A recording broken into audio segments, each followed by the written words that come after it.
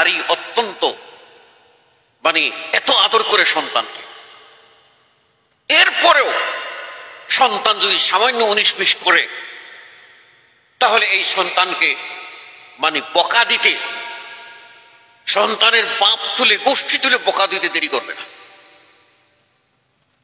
এমনকি পাশের বাড়ির কেউ যদি মারা যায় তো নিজের সন্তানকে সামলাই দিয়ে বলবে, ওই বাড়িতে আজরাইল দেখে, এই আমার বাড়িতে আজরাইল দেখে না কেন?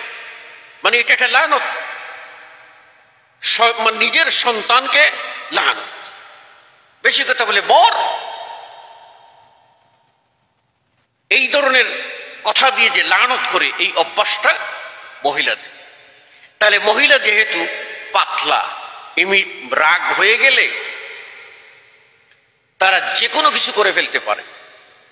তাই মহিলাদের হাতে তালাক দেওয়ার ক্ষমতা থাকলে, আল্লাহ যদি দিতেন, মহিলারা প্রয়োজনে দিনে 24 ঘন্টায় 24 বার তালাক দিত। সামান্য কিছু হইলেই বলতো, তোমার আর ঘর করলাম না।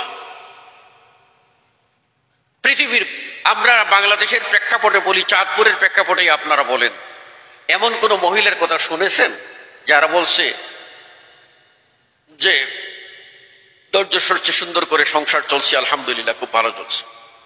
খুব কম। সব মহিলারাই বলবে, আমি দেখে তোমার ঘর করছি, অন্য মহিলা হইলে তোমার 14 কুশিরে তালাক দিয়ে যাইতো গা। সব মহিলার একই কথা। এই জন্য তালাকের ক্ষমতা আল্লাহ রাব্বুল আলামিন পুরুষকে দিয়েছেন।